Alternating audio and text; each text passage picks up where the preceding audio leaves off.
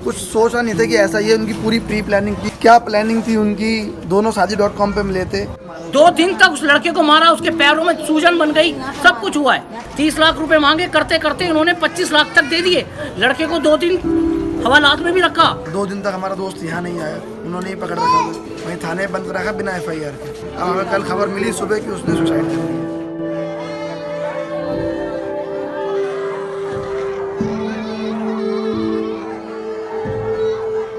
लड़की की माँ ने बोला कि उठ, इन कंजरों के साथ में शादी नहीं करनी, और हम लोग उनके हाथ जोड़ते रहे, गिड़गिड़ाते रहे, मगर उन्होंने कोई हमारी बात नहीं सुनी। उन्होंने 100 नंबर पर कॉल की, को उनका भाई बहन सब मारने में जुट गए बुरी तरीके से सबको। उन्होंने हाथापाई की शुरू कर दी। हाथापाई करने लगे कि अब तुम्हारे को जेल करानी पड़ेगी, ये है वो जेल होगी।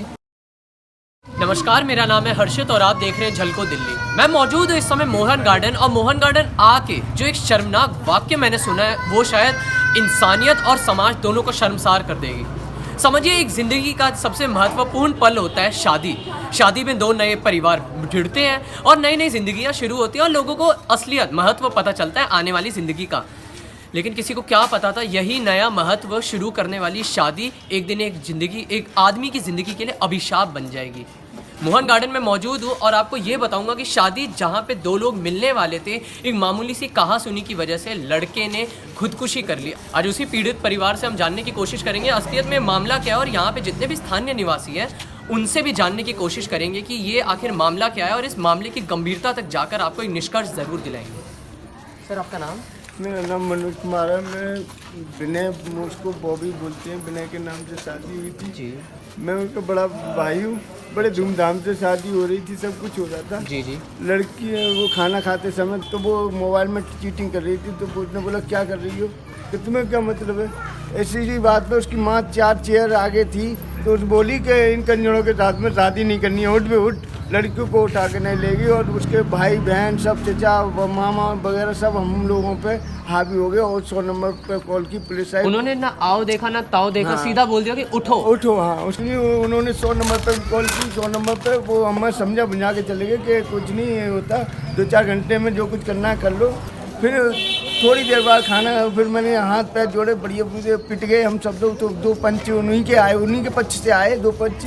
तो वो भी गैंगस्टर बदमाश आदमी के किस्म थे। मैं नहीं समझता पंच होंगे, मगर उन्होंने इस तरीके बोला कि कोई बात नहीं है बेटे, ये छोटी मोटी बातें होती रखी हैं, ये शादी अगली ऐसा है ना, शादी हम बात करते हैं क्या कैसे मैटर होगा। तो उन्होंने बात की, समझाया बुझाया, और हमको बोले वो कि हर्ष विहार में क्या कहते घर से ही फेरे डलेंगे, बाकी का सब प्रोग्राम हो गया हर्ष विहार में होगा।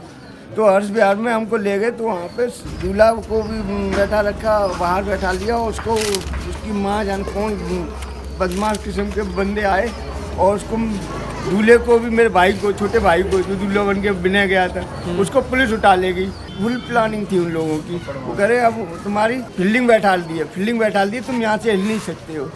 तो मेरे गाँव में कहते, तो वो उसका भाई बहन मामा नाना नानी सब लोग क्या कहते हैं मेरे पे हावी हो गए, और मेरी घरवाली ने मेरे को बचाया। तो मेरी घरवाली का भी है सब कुछ, और सारा जो चीज़ थी, जितनी भी चीज़ थी डाले की शादी की, हम लेके गए। उन्होंने गोपचे में ले ली, अपने हाथ में ले ली, और हमारे हाथापाई की। हम रातों रात वहाँ से, हमें ये FIR कराने का टाइम नहीं मिला, और रातों रात हम इधर उधर गलियों में भटकते डोले। और ऑटो कोई ऑटो से जा रहा है, कोई किसी से जा रहा है, और हम वहाँ से निकल लिए। वैसे आपने ये बहुत ज़्यादा मतलब ये शर्मनाक बात है कि बिना बताए पहले तो शादी तोड़ी गई, FIR दर्ज कराया, FIR दर्ज भी नहीं कराया गया, बस पुलिस के चक्कर कटवाए गए। ये मतलब एक बहुत बड़ी लापरवाही मुझे सिर्फ सामाजिक तरीके से लड़की वालों की तरफ से नहीं, पुलिस की तरफ से भी देखने को नज़र आ रहा है। उससे पहले मैं आपको बताऊं, उसने उस लड़की के लिए क्या नहीं करा। उससे पहले उस लड़की को उसने डायमंड रिंग दी है, ठीक है, iPhone दिया है, एक शादी से 1 दिन पहले। दूसरी बात है, ये पूरी सोची समझी साजिश थी। कोई भी इंसान ऐसा नहीं करेगा कि वो हथियार रखेगा, पुलिस को बुलाएगा। और उन्होंने ऐसे प्लेसमेंट पे रखा है जहाँ से बारात वालों को, जो बारात लेकर गए थे, उनको कोई कन्वेंस मिल सके। उन्होंने वैसे ही उस जगह रखा, क्योंकि मारने के लिए इतना बहुत होता है। उन्होंने सारे बाउंसर बैठा रखे थे। इनके पापा को मारा, जो कम से कम 90 या 95 ईयर्स के हैं। उसने उसको ट्रांजैक्शन इतने पैसे कराया, कभी 20,000, कभी 50,000, कभी 1 लाख रुपए, क्योंकि ट्रांजैक्शन दिखता है। आपने अगर दिया होगा तो उसके नाम से ही जाएगा पैसा, उसके नाम से ही जाएगा। वो सारे क्रेडिट कर रखा है उसने, किसको? उस लड़की को, कीर्ति जो नाम था उसका। लेकिन उसने उसकी नहीं सोची बिल्कुल भी, उसने हार तोड़ा, भाग गई कि भाई मुझे नहीं करनी शादी, मुझे नहीं करनी। ऐसी कौन सी बात हो गई थी, ऐसा कौन सा वो हो गया था कि उन्होंने उसको सुना ही नहीं। एक फिल्म शायद आपने देखी होगी, शादी में जरूर आना, उसमें यही करा गया था, घर वालों को बीच में रखा था, घर वालों को बंद करके 17 लाख या 18 लाख रुपए मांगे थे। इन्होंने वही काम करा, इन्होंने 30 लाख रुपए मांगे उससे, 30 लाख रुपए मांगे, करते करते इन्होंने 25 लाख तक दे दिए। लड़के को 2-3 हवालात में भी रखा। और पुलिस ने, बहुत बढ़िया पुलिस है, बहुत अच्छी पुलिस है उनको वहाँ की, उन्होंने पूरा सपोर्ट लड़की वालों को करा। लड़के का फ़ोन जो था उसे रीसेट करा और कि उससे कोई डिटेल ही ना निकल सके। और लड़की बार बार जब यहाँ से जब शादी नहीं हुई, 2 दिन के बाद लड़का घर पे आया तो बार बार लड़की भी और लड़की वाले भी इनको बार बार फ़ोन कर रहे हैं कि मैं तेरे से शादी करूँगी, या ऐसे मतलब उसे हरासमेंट कर रही है कि तू मरेगा, तू ऐसे करेगा, तू ऐसे करेगा। ये सब व्हाट्सएप पे होगा उसके। जब वहाँ से निकलेगा तो आप देखेंगे कि बहुत चीज़ें उन्होंने गलत करी है। 2 दिन तक उस लड़के को मारा, उसके पैरों में सूजन बन गई, सब कुछ हुआ है। उसकी रीढ़ की हड्डी में मारा, उसका दर्द हुआ। वो अपने पिताजी 95 ईयर्स ओल्ड फादर से तेल लगवा रहा था जब मैं यहाँ मिलने आया हूँ उनसे। इतना दुखी करा उन्होंने, इसलिए मैं कहूँगा ये साजिश थी, शादी नहीं थी। और उन्होंने बहुत बुरा करा है, जो कि मैं चाहता हूँ उनको 302 दफ़ा के तहत उनको फांसी ही मिलनी चाहिए, क्योंकि जिस लड़के के साथ हुआ सबको मिलनी चाहिए। सबको मिलनी चाहिए फांसी। हम बस ये चाहते हैं उसे इंसाफ मिले, लड़के को सबको नहीं मिला तो मिले बस। भैया इतना आपसे हाथ जोड़ के रिक्वेस्ट है, उसको इंसाफ मिले, क्योंकि बहुत गलत हुआ है। आप किस तरीके से लड़के के मतलब जानते थे? आप दोस्त थे या भाई थे? मेरा तो दोस्त था वो। अच्छा। हम 8-10 साल से उसे जानते हैं, मार्केट में उसकी दुकानें भी हैं। अच्छा। हम तो शादी में गए थे 21 तारीख को, हमने खाना पीना खाया, वरमाला कराई, अच्छे से वरमाला हुई। दोनों पार्टी हंसमुख थी। हम 1 घंटे बाद निकले, थोड़ी देर पता चला है कि वहाँ पर मार पिटाई चालू हो गई है आपसदारी में, लड़का लड़की के पक्ष में। लड़के वाले बहुत कम थे, लड़की वालों ने पूरा बरादरी बंद कर लिया, इनको वहाँ धमकाया, जो भी हुआ। 2 दिन तक हमारा दोस्त यहाँ नहीं आया, उन्होंने ही पकड़ रखा था, थाने में जमा कराया, जो हमने बातें सुनी है वहीं थाने में बंद रखा बिना FIR के। बिना FIR के? हाँ, अभी तक कोई FIR नहीं अच्छा, हुई तो उसके वैसे यहाँ पे किसी ने मतलब उसके खिलाफ आवाज़ उठाई हो या पुलिस पे गए कि FIR के बिना थाने में बंद कैसे कर लिया, रिमांड पे भी कैसे ले लिया, कोई चार्जशीट फाइल करी हो? कोई कुछ चार्जशीट नहीं है। तो इसके खिलाफ कुछ बोला किसी ने? भैया इनके घर वालों को भी वहाँ पर पकड़ रखा था, थोड़ी बहुत इंक्वायरी निकलवाई, फिर दोस्त यार सब फैमिली वालों मिल के 2 दिन बाद अपने दोस्त को छुड़ाया है। जो भी 1-2 लाख रुपये उन्हें दिए हैं, बाकी उन्होंने पूरा एफिडेविट बनवा लिया था कि इतने पैसे उन्हें देने हैं। अब वो हमारा दोस्त आया 2 दिन बाद, हमसे किसी से नहीं मिला, इतने दिन से किसी से नहीं मिला, डिप्रेशन में चला गया, पता नहीं। सबने समझाया भाई कोई बात नहीं, जो हो गया सो हो गया। अब हमें कल खबर मिली सुबह कि उसने सुसाइड कर ली है।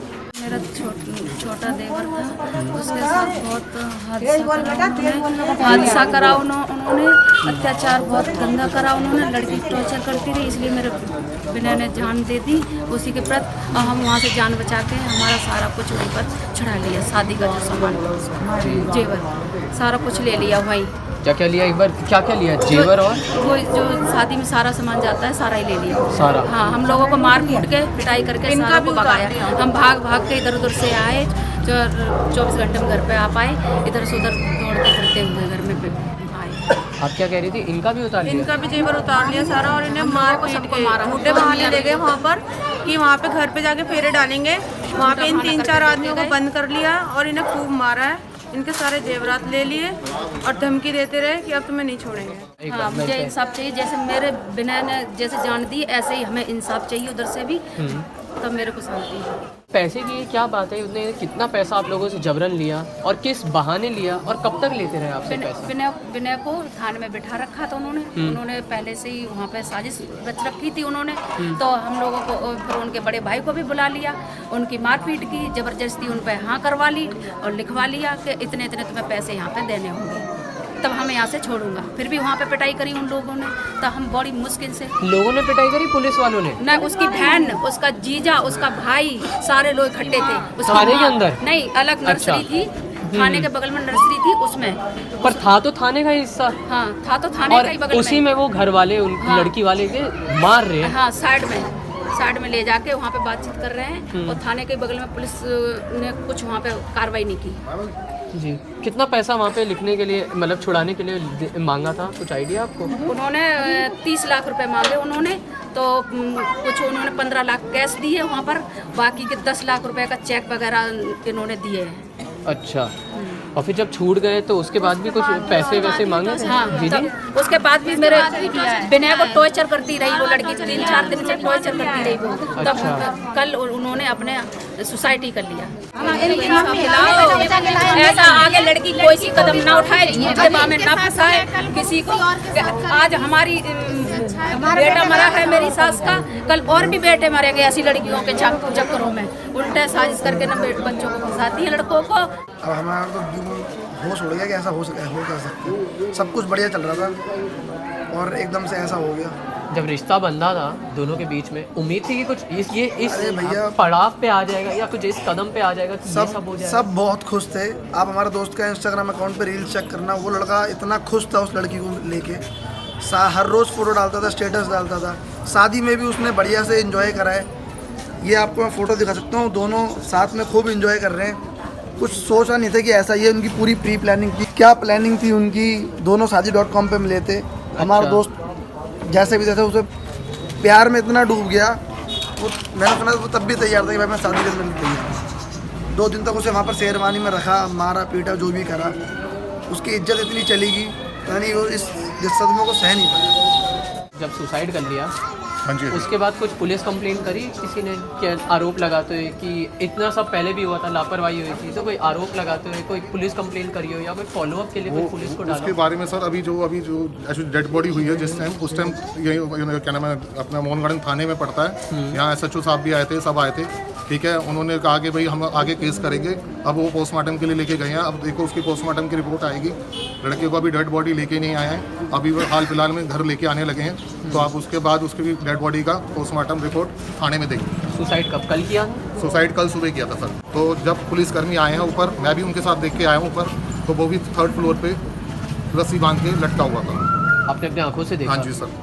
क्या प्रतिक्रिया आई सबसे पहले मन में आपसे? मैं ये सोच रहा था, ये 1 हफ्ता पहले ऐसा माहौल था यहाँ पर शादी का, और 1 हफ्ते बाद ऐसा माहौल बन गया कि मतलब खुशियों का माहौल मतलब मातम में भी बन गया। ऐसा माहौल बन गया यहाँ। इंसाफ की गुहार यहाँ पे परिवार वालों की ज़रूर है। यहाँ पे मोहन गार्डन पुलिस थाना है, वहाँ के SHO स्वयं आए थे और उन्होंने कहा था कि कार्रवाई आगे होगी।